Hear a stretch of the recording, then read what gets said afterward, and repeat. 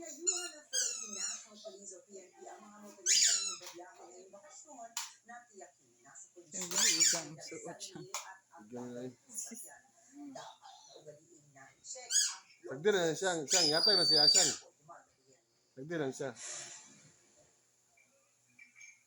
Simula pa noong nakaraang linggo, wala nang pagibang pagdating ng mga customer sa car care center na ito sa Quezon City. 100% daw ang nadagdag sa bilang ng kanilang mga kliyente na nagpapakondisyon ng kanilang mga sasakyan. Kadalasan daw na ipinapagawa sa kanilang change oil, tune-up, preno at ang gulong. Sinda siya daw.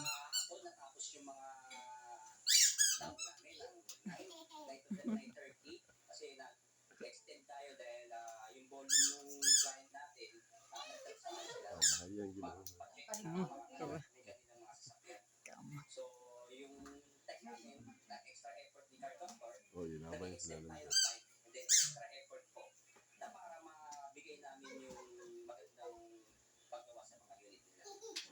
Payo nila sa mga motorista, huwag magdalawang isip na magpatingin ng sasakyan bago mag-long drive.